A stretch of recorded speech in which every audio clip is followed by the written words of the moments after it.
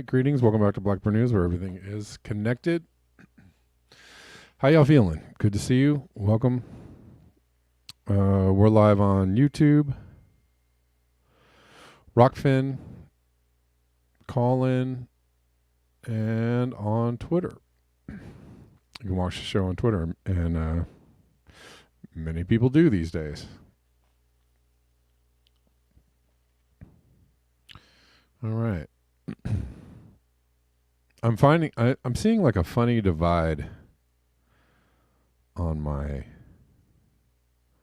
Twitter feed, which is like, oh, by the way, Rockfin people, please check in. Give me a chat. Say hello. Tell me you're hanging out here. And there's just a ton of posts and footage about Acapulco and Hurricane Otis and all that. And then there's just a ton of stuff about Gaza and the war, impending war going on. We'll talk a little bit about that today, but it's fine. I know that everybody has their milieu, their stream of news that they run with. But the funny thing is, so I see people that talk about climate, venturing over into talking about the war. But I don't see people talking about the war talking about the climate. I don't see anybody at all, like from the regular news type folks, right? Anybody who would regularly normally comment on, war or the Ukraine or anything, COVID or government, overreach as far as free speech. I don't see any of these people going, what the hell just happened in Acapulco? Not one of those people are like, oh my God, what is going on in Acapulco? What just happened? Nope. Why? It's not worthy of commentary. I don't really get it. But I mean, that is how unpopular or unimportant, I guess, people think talking about climate change is. Or maybe people don't want to acknowledge it. Maybe people are just, again, maybe people can kind of feel what's happening and don't want to go down that road. I don't know what it is, but I just noticed that. I just wanted to point that out, that I thought it was interesting. Or maybe I just didn't look hard enough. User error is, it completely could be my fault. But as far as I can see, I didn't see one, regular old news person go, my God, that's a crazy storm. Nothing? Anyways, it's so weird. It's like climate change or, talking about what's going on with extreme weather has been relegated to this, one corner of the Twitter sphere or the the office space. I don't know. It's very strange.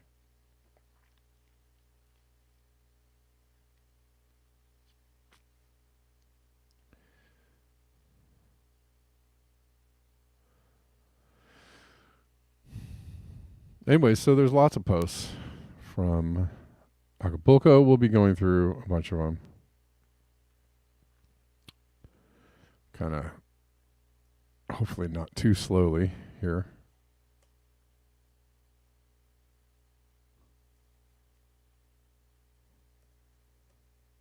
I just, I find it a little hard to believe that it's not even worthy of a, hey, that's kind of crazy. Well, did you see that? No? Nothing? Hey, I made it here at like 1 o'clock, which isn't actually too far off the time, the regular time. I told you I'd be late. This is the Princess Hotel in Acapulco, and it is obliterated.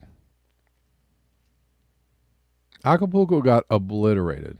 Absolutely, you know, for all intents and purposes, wiped off the map by a friggin' hurricane.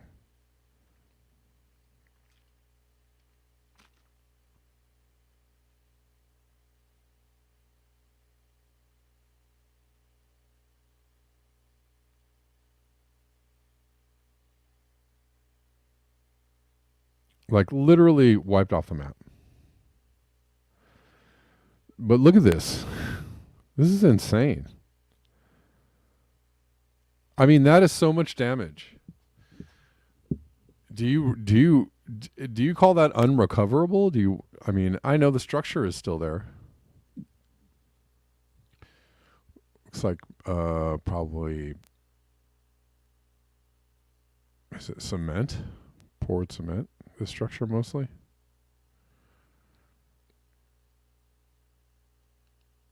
But man, that is just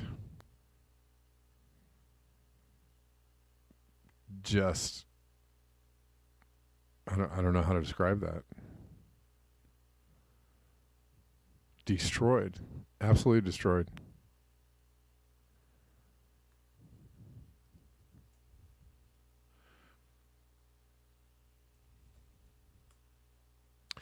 Here is a before and after the brand new $130 million luxury high rise in Acapulco. It's a different building.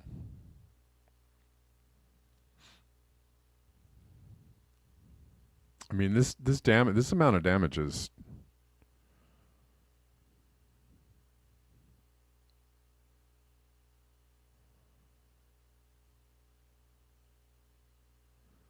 I mean, there's nothing left but the skeletal structure. Nothing. And the pipes, maybe.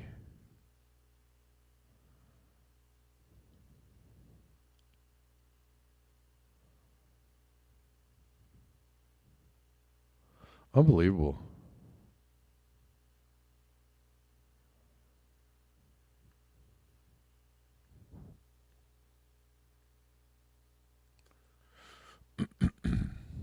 Speaking of intensification,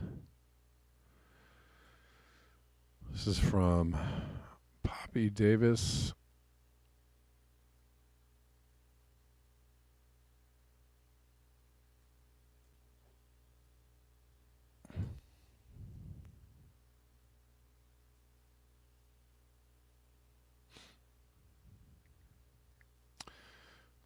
In the NHC advisories, it Otis went from becoming a Category 1 to a Category 5 in only 9 hours. If that holds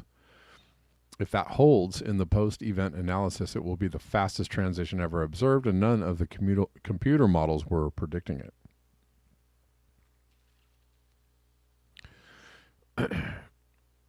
To emphasize how poorly hurricane and global models performed for Hurricane Otis, here's the intensity forecast initialized 24 hours ago, with the dotted black line showing verification.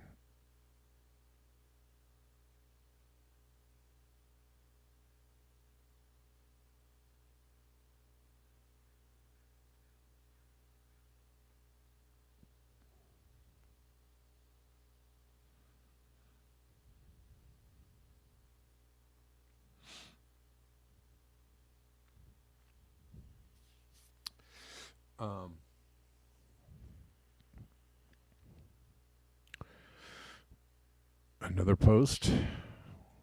Got a lot of these guys, so hold on to your socks. This one, the people are saying this can't be true. This can't be true. Acapulco has been destroyed. These are some folks with getting some on the ground footage.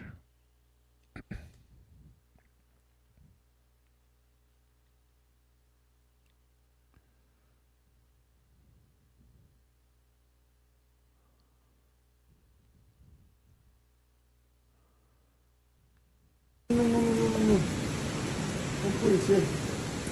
No puede ser posible. No puede ser posible. Acapulco está destruido.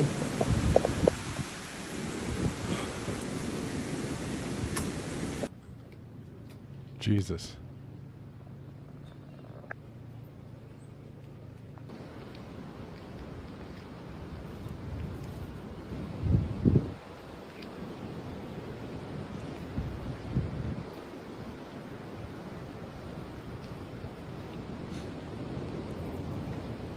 Remember that this comes No. No, man. literally on the heels of like three major storms that have hit the area No puede ser. in the last few weeks. No puede ser posible. They're already somewhat reeling from a bunch of damage. Some, No puede ser posible. serious flooding Acapulco está destruido. and some damage, and then they just sustain this, which is just maximum damage.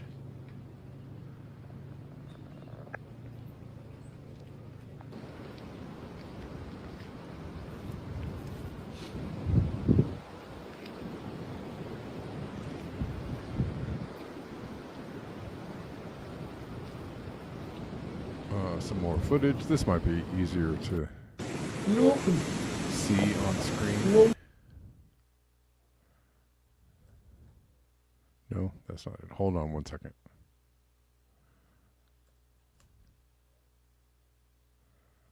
Sorry about that.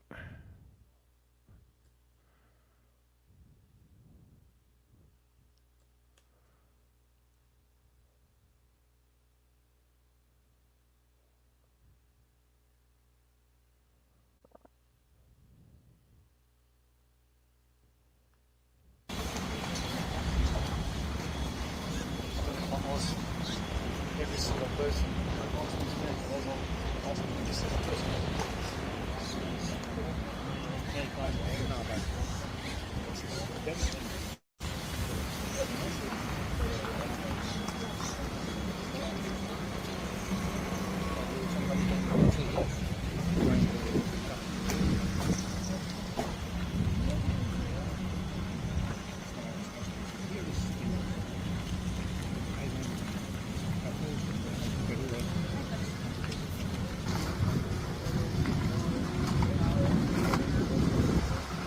Just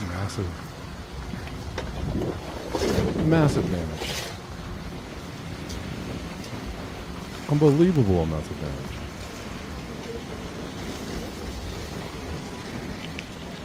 I believe I saw 27. For people asking about injuries, I think I saw 27 deaths or, casualties. But can't seem to get my copy and paste together. What's wrong with me?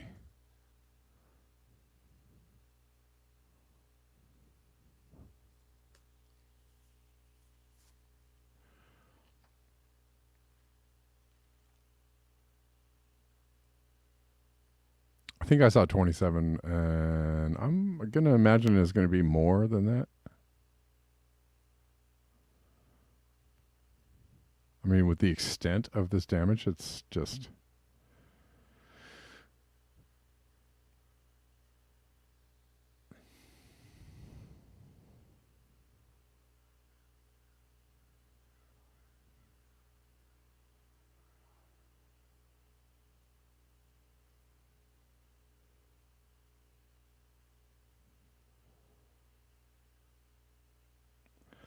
just obliterated. I don't know. Like, it's just not there. The entire town has just been absolutely decimated. It is not there. It doesn't look like it's there in any functioning way anymore.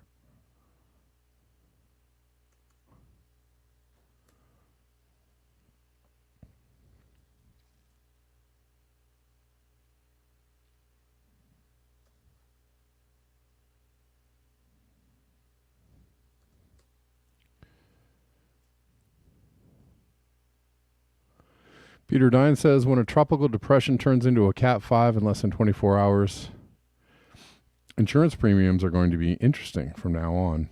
many coastal cities will be abandoned in the future as they'll be hit too often to be repaired. Most likely.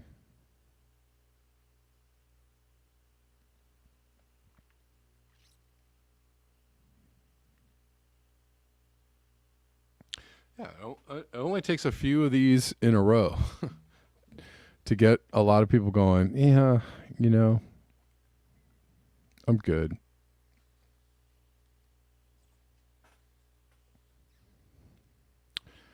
And if there's no more insurance money, then it's going to be difficult to convince people to bring those development dollars.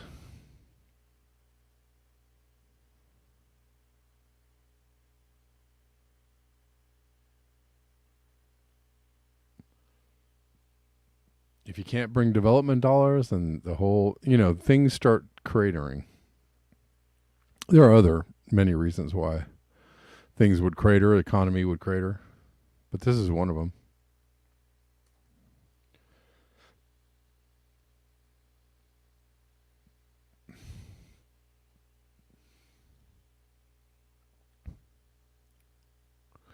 This is from Disclose TV. I found this interesting, and I wanted to look at it. They're coming from the... It's kind of interesting that the right wing has glommed on to the non-renewableness of renewables as an argument for why they don't work. They don't, nothing around the context is all wrong.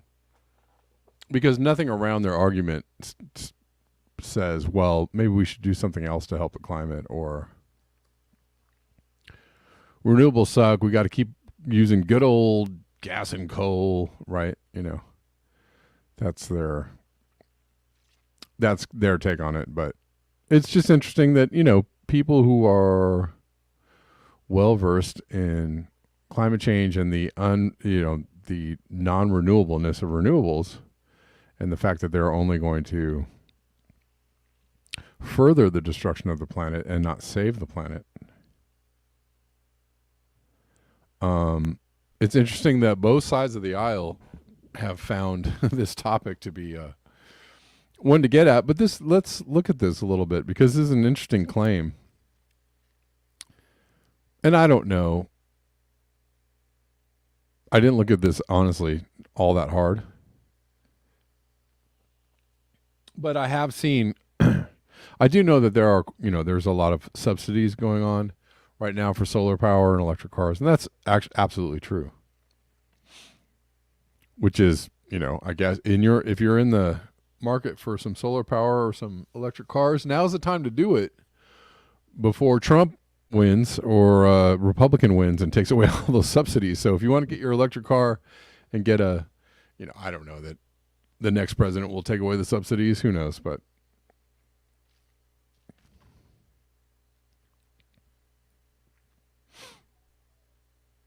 you never really know. But it's a real possibility. So, true costs of fueling an electric vehicle, including excess charging costs and subsidies, is equal to $17.33 per gallon of gasoline, a new analysis found. Wow. Let's try and look at this graph a little bit. Where do they break this cost down to? Corporate average fuel economy credits, CAFE credits, $5.96 a gallon. EPA GHG multiplier credits, $1.01 a gallon. California and other state ZEV mandates and credits, $1.48 a gallon. Incremental generation transmission and distribution costs, $3.18 a gallon. Avoided charging infrastructure costs, 40 cents a gallon, 40 cents of this gallon. Federal and state EV buyer tax credits and rebates, $2.72. Additional charging and metering costs $1.38. Residential electricity cost to charge an EV, $1.21. So these two green things are cost to EV owners. This black is cost to taxpayers. The dark blue, are cost to utility ratepayers, and the light blues are cost to buyers of gasoline vehicles. And they're subsidizing a lot right here with the 596.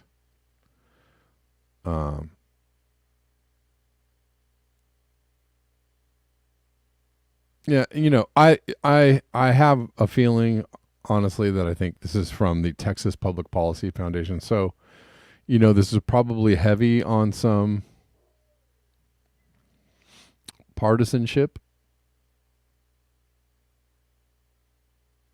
but they're not wrong in that, making and fueling an EV is not, you're not saving a lot of money. You're not even saving emission. You're not really taking emissions out of the. You have to drive the EV for a long time before you actually take emissions out of the air, right? Because a lot of emissions went into making the EV. A lot of resources went into making, building, shipping, all that kind of, and doing all and making the batteries. A lot of emissions. So you have to drive that EV for several years, I think, before you actually get negative emissions.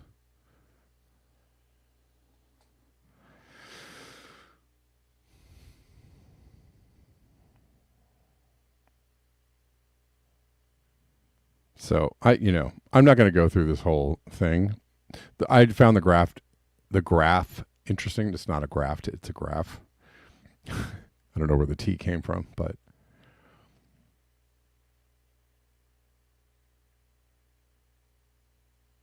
this is one of the things that the right is using to rally against this whole push for renewables or green energy.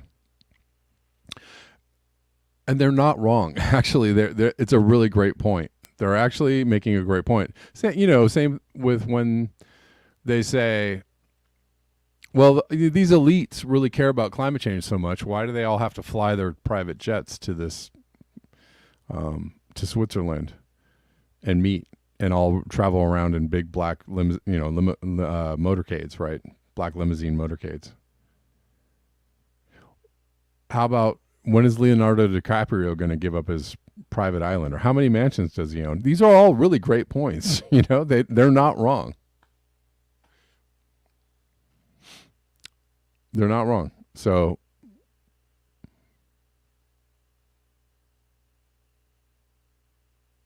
and for the people that are on the climate change is real, and renewables are not all that real side. Renewables are not real, as in they're not helpful. There's plenty of weigh in on that too. What's up? I see we have some people on Rockfin getting in there. Nice. How you doing, guys?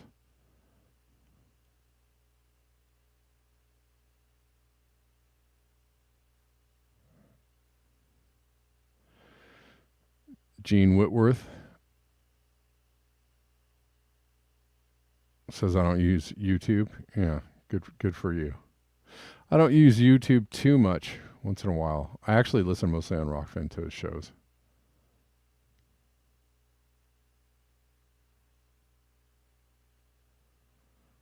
Let me see.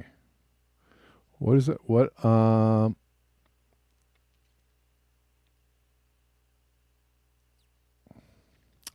Rich Diana is replying.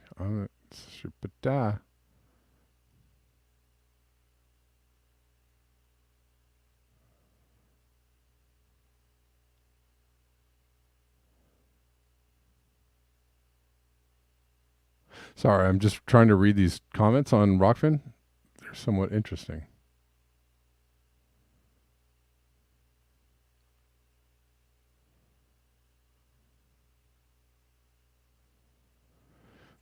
I'm Rich Diana saying I'm the only show that does what? I'm trying to figure out what you're saying here.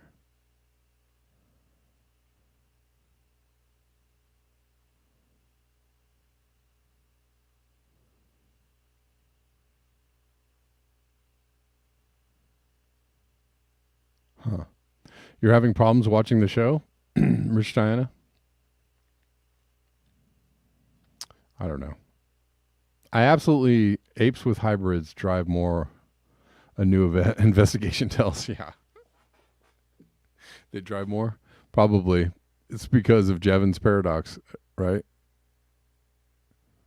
With all the money I'm saving on gas, I can drive a whole lot more. Mm-hmm. It takes a little longer to get to the end of the tank. Well, that's it. The gas is all out. I got to go home. Right.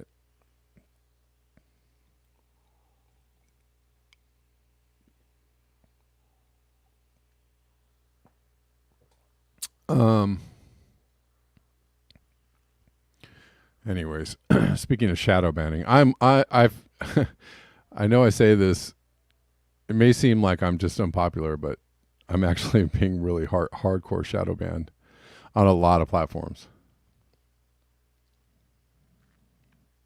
On a lot of platforms.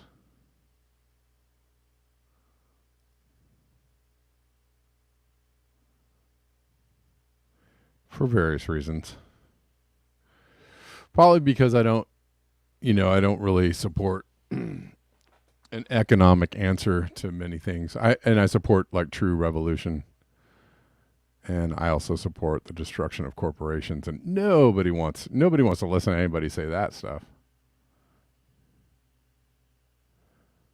Right? If you're like down with corporations, all the corporations get mad at you. They're like, shut that guy up.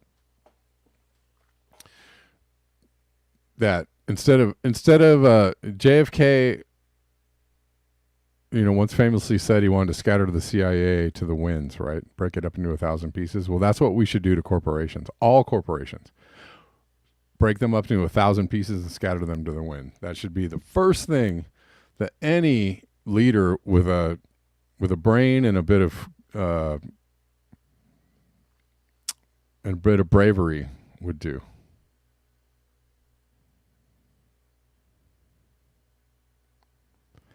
Would just break them corporations right on up. All right. Sorry, we had a little bit of a lull there.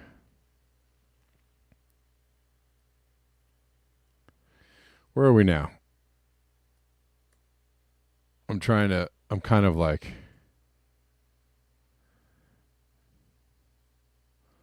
updating my show and doing my show at the same time. I'm organizing my show and doing my show at the same time. Anybody ever do that? I don't know.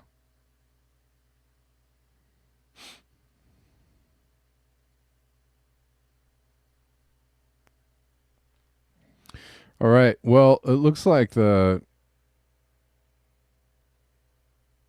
all gearing up for a big old war. Yay. And the Tom Slick audience said, yay. And it looks like the people in charge of the wars really want a war to happen. And they're like, man, this is tough news, but we're going to have a war, guys. I'm sorry. We tried to avoid it, but man, we're going to have to get us a war.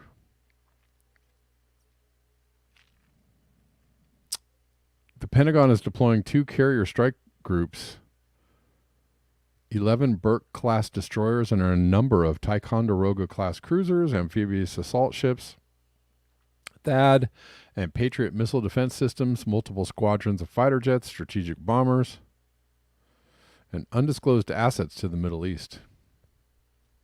The Pentagon expects Iranian proxies to continue to target U.S. troops in the region and has already stated that they will respond decisively. Oh boy, what's the probability that this escalates into a war between the United States and Iran? The Pentagon said, between October 17th and the 24th, U.S. and coalition forces have been attacked at least 10 separate times in Iraq and 3 separate times in Syria via a mix of one-way attack drones and rockets. We know that these groups conducting these attacks are supported by the IRGC and the Iranian regime. They know it. They just know it.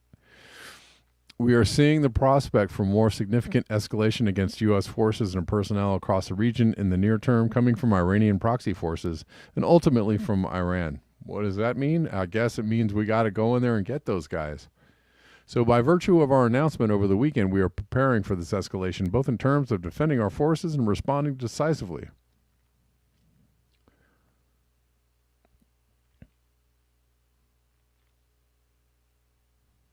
We were driving our boats right down alongside our Iran, and they're right over, next to Iran, and they were like, "Hey, get out of here. How about some rockets? Here, have some rockets. Pew pew." And we're like, "Hey, what do you mean by shooting rockets at us? Us traveling around right next to you, real super close to you and stuff. Like, we're gonna have to come in there and get you for shooting them rockets at us, you barbarians."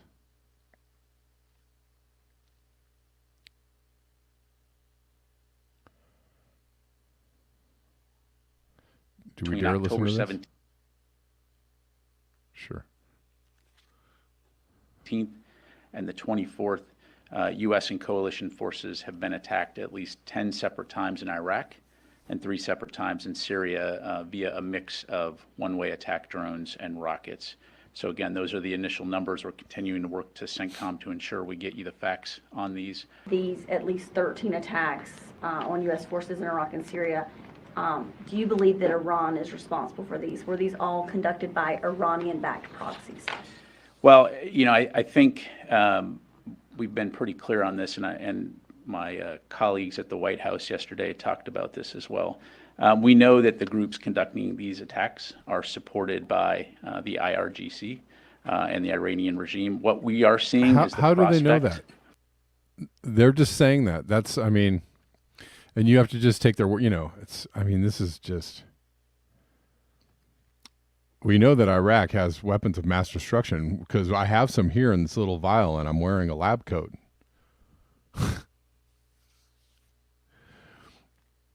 Remember that? And we know that because I have some right here in my hand, and it's totally verified. And then, years later, oh yeah, they didn't have any. Oh darn. Well, million people later, million dead later. Sorry. For more significant escalation against U.S. forces and personnel across the region in the very near term, coming from Iranian proxy forces and ultimately from Iran. So by virtue of our announcement over the weekend, we are preparing for this escalation, both in terms of defending our forces and responding decisively. And I just want to emphasize the point that I made earlier, which is that we always reserve the right to defend ourselves, and we will never hesitate to take action when needed to protect. We always reserve the right to defend ourselves, especially when we're driving our big-ass ships with guns right next to the place that's trying to get us to go away. Hey, why'd you shoot those rockets at us? We were just kind of traveling around, just hanging out over here right next to you with our big old guns pointed at you. Oh, we got to defend ourselves. Oh my God. Protect our forces and our interests overseas. So to be clear, we have significant capabilities in the theater right now, right? I mean, you've got the Ford that's in the Eastern Mediterranean. You've got an expanded number of fighter aircraft throughout the region, in addition to the naval assets that are already in the Central Command AOR. So there should be no. He's like, we have so many assets over there already. We are ready to go. we have so many assets in place, and we're going to bring a couple more to the table because that would be prudent. And I think Iran is in need of a spanking. So we're going to do a little spanking on Iran. Confusion whether or not we have the ability to respond to any potential threats right now. The announcement over the weekend, as it highlighted, is intended to enhance those capabilities and sustain those capabilities for as long as we may need in order to continue to both deter and protect our troops. Hi, I don't even know what my name is. Hi.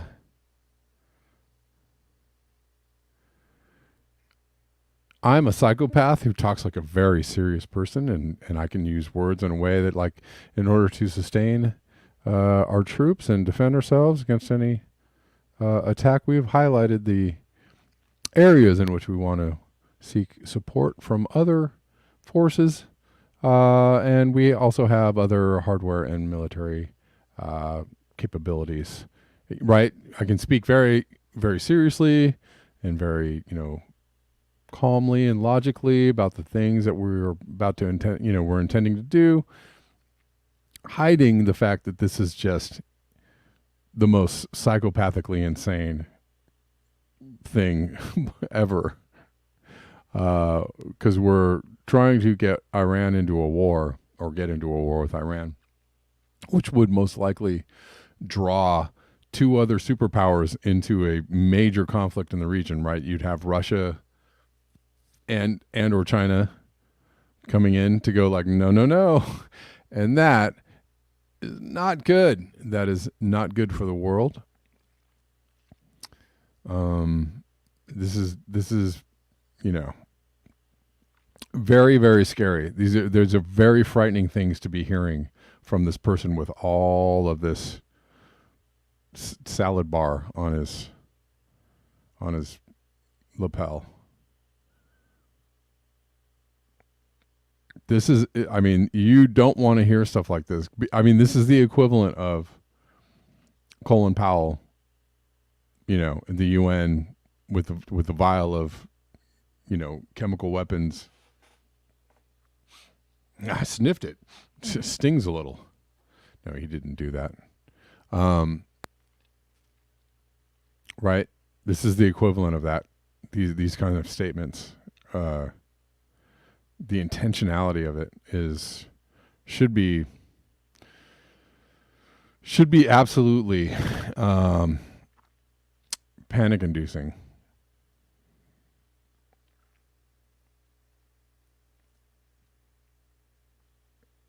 This is not a good turn,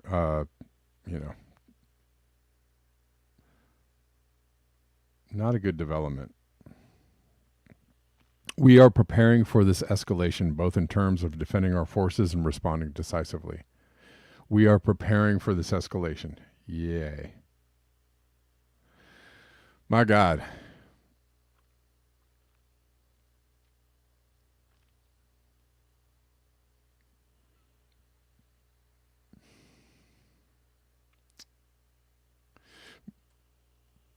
Meanwhile, Netanyahu's going off too. He's getting all biblical on people's butts.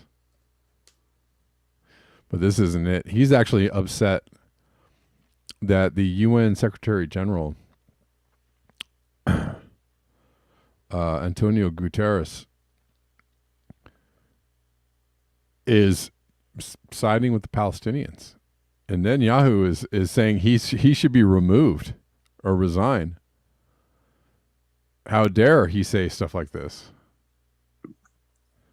They have seen their land steadily devoured by settlements and plagued by violence, their economy stifled, their people displaced, and their homes demolished. Their hopes for a political solution to their plight have been vanishing. But the grievances of the Palestinian people cannot justify the appalling attacks by Hamas, and those appalling attacks cannot justify the collective punishment of the Palestinian people. It is important to also recognize the attacks by Hamas did not happen in a vacuum. The Palestinian people have been subjected to 56 years of suffocating occupation. They have seen their land steadily devoured by settlements and plagued by violence, their economy stifled, their people displaced, and their homes demolished. Their hopes for a political solution to their plight have been vanishing. But the grievances of the Palestinian people cannot justify the appalling attacks by Hamas, and those appalling attacks cannot justify the collective punishment of the Palestinian people. It is important to also recognize the attacks by Hamas did not happen in a vacuum. The Palestinian people have been subjected to 56 years. Wow. Antonio Guterres from the UN calling it like it is.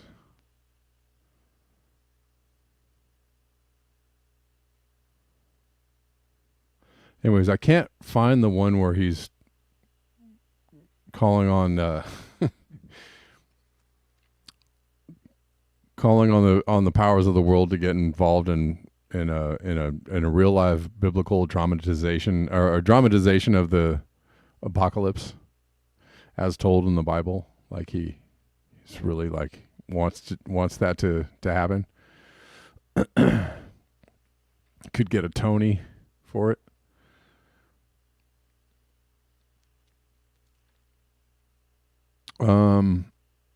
Or a Nobel Peace Prize or something like that, you know. Stranger things have happened.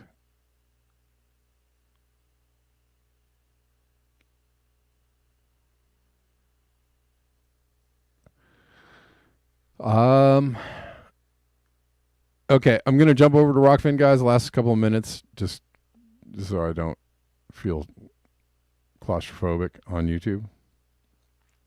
So, a couple more minutes. We'll go to Rockfin, Twitter, and Colin. YouTubers, see you tomorrow. Probably around the same time. Let's say like a 1 p.m. if we can do it. Start. And tomorrow, the Colin will be open tomorrow. For the show. Okay. All right. Sayonara.